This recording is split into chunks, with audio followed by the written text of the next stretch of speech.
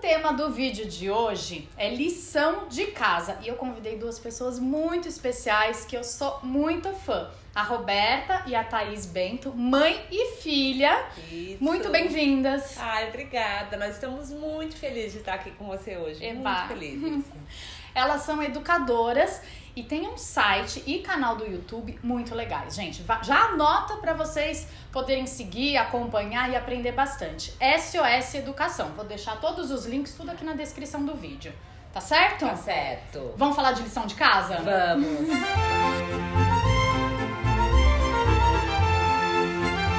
Que o responsável pela criança, o pai, a mãe, o avô, a babá, enfim, quem tiver com a criança lá no ambiente, né, para fazer a lição de casa, pode ajudar essa criança.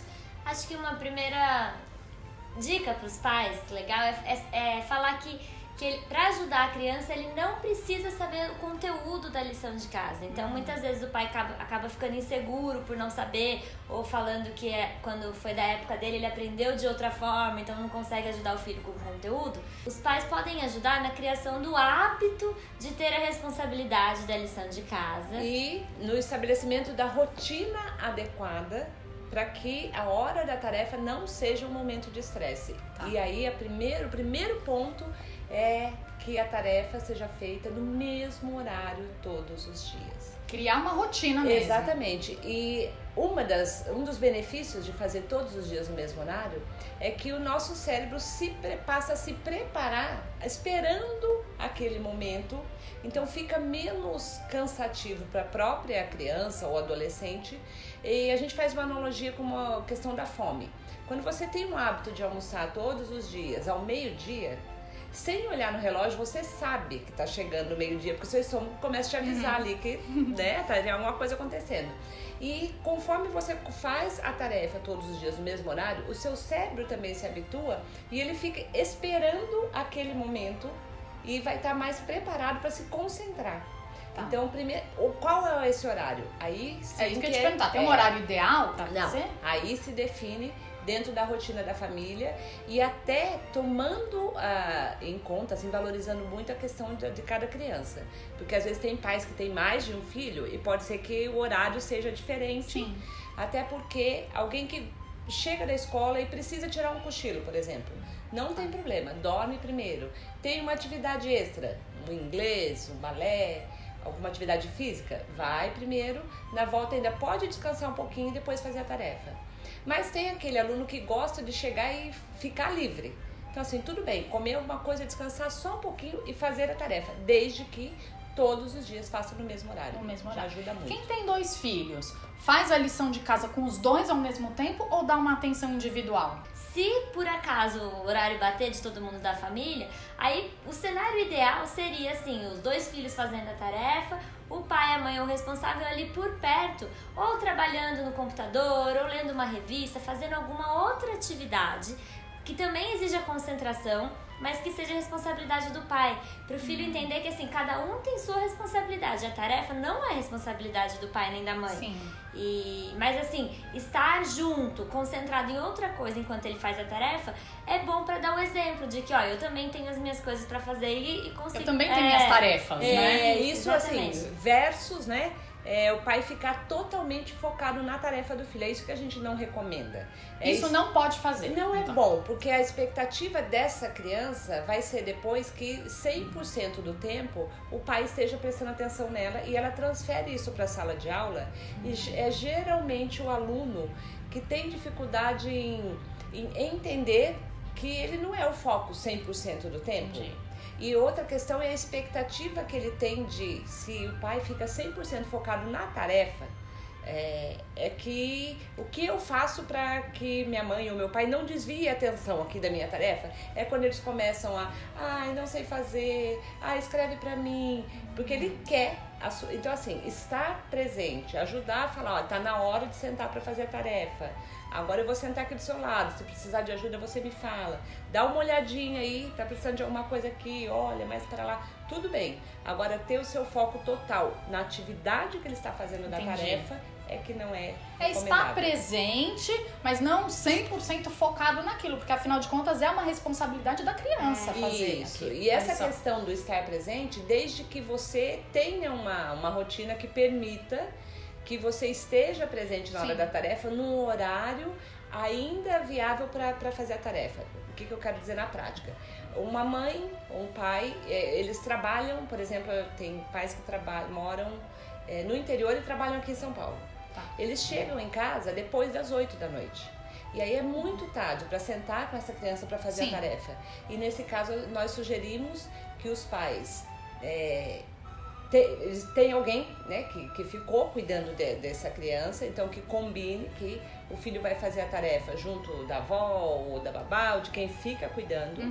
E que quando os pais chegarem, eles vão ver, sim, olha, se fez a tarefa, perguntar se tem alguma dúvida, mas que ele elogie pelo filho ter feito a tarefa e que ele aproveite esse tempo quando ele chega do trabalho para brincar, para conversar, para fazer alguma coisa divertida com a criança, com o pressuposto de que ele tenha feito a tarefa, porque é muito tarde e não sobraria tempo para os pais fazerem alguma coisa com essa criança que não fosse cobrar o estudo. É muito mais valioso para a criança ter esse momento com o pai, de fazendo alguma coisa de conversa ou assistir alguma coisa que a criança gosta de conversando com ela, do que focar só na tarefa se tiver pouco tempo.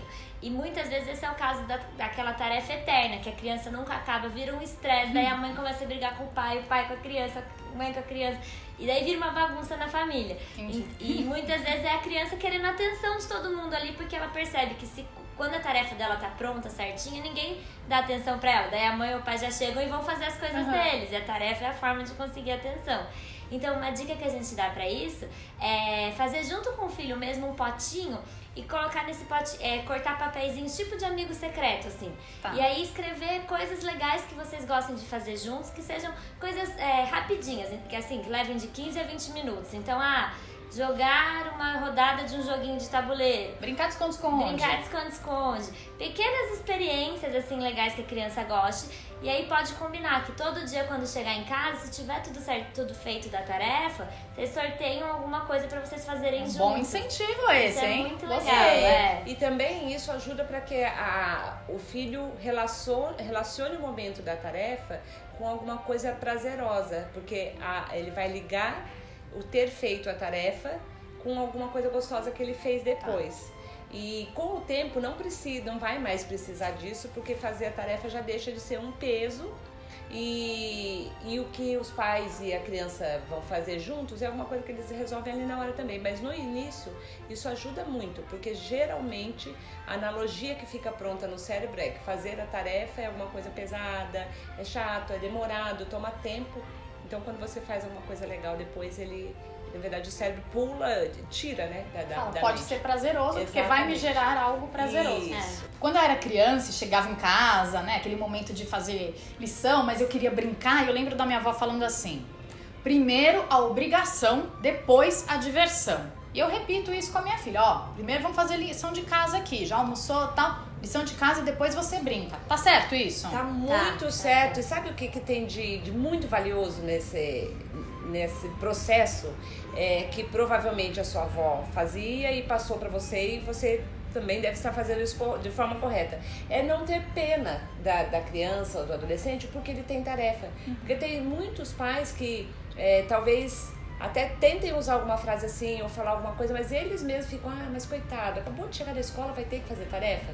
E realmente é uma responsabilidade do aluno.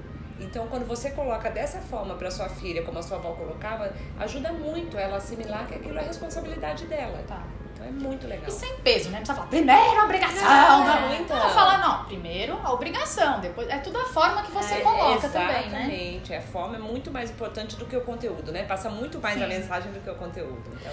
Agora, como resistir à tentação de você estar lá com a criança, ela pede a sua ajuda e você vê que a resposta é muito óbvia, tá na cara dela e você fica se coçando pra falar. Como resistir à tentação de não dar o resultado, de não falar pra criança quando ela não consegue enxergar o que tá ali na cara? Então, se for alguma coisa que ela já tentou fazer, se esforçou e não conseguiu, não tem problema você falar pra ela a resposta. E o que você pode fazer depois que você falou a resposta, ela colocou ali, deixa ela ir para a próxima atividade, ela terminou a próxima, você fala, agora me explica essa anterior aqui que você fez. Por que é essa a resposta?